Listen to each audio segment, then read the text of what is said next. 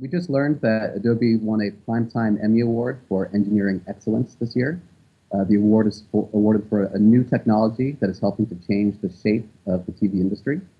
So we're very excited about that. We view it as a validation, both of just the movement of TV everywhere as a whole, and that's really become a reality, and also a recognition of the unique role that Adobe displayed in terms of enabling that industry movement.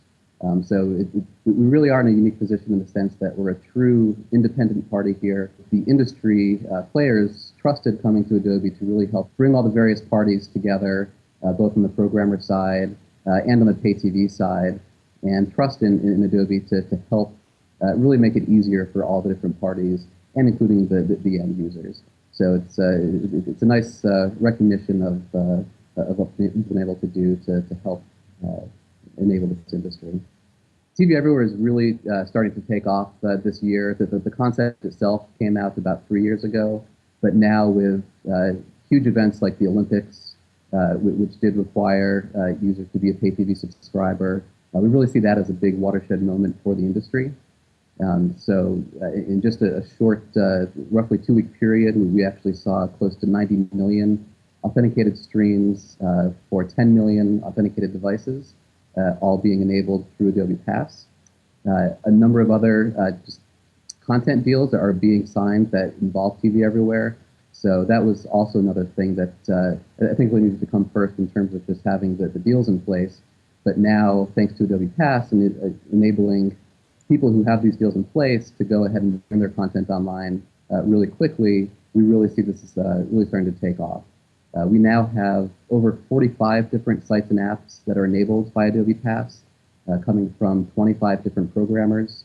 We also now enable over 150 different pay TV operators who collectively make up over 98% of all pay TV households in the US.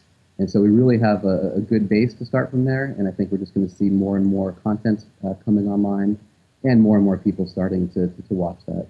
We see Adobe's role in TV Everywhere really in terms of making the whole concept easier for all the different parties involved. So we make it easier for the programmers to bring their content online and connect to all of the various pay TV operators that are out there. And especially for the users, we want to make the best possible user experience.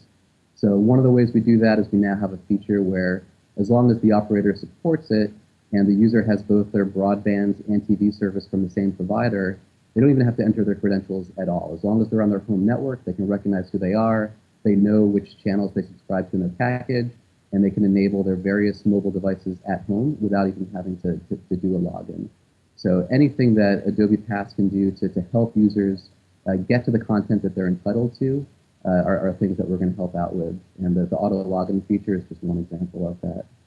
The big initiatives for Adobe Pass in the coming year are going to be around things like discoverability. So as I mentioned, we already have 45 sites and apps enabled by Adobe Pass that are out there.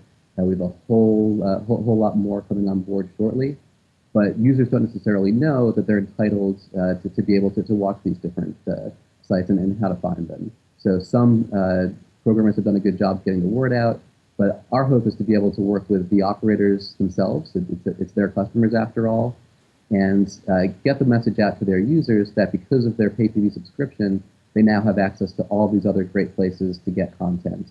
And so we can work with them to help with cross-programmer discoverability and really make sure people are getting the full value out of their pay TV subscription. Other things we're looking to do, again, just continuing on the theme of ease of use, anything we can do to help people get to the content that they're entitled to. So we're looking to things like potentially working with third-party social logins, for example. So maybe instead of having to enter your pay TV credentials, you could enter a Facebook ID. And so something that you may already be logged in on Facebook for other reasons, and it will be another case where you might not have to do anything to be able to get to the content. And already we have the single sign-on concept where once you're logged in just once with your operator, you can actually go across different apps, across different programmer websites, and not have to keep on logging in over and over. And we're really hoping to work with folks to extend the time that people can do that before they would have to log in again. and really just make sure that user experience and getting to that content is the primary focus and not a barrier for folks. And lastly, international expansion is going to be big next year.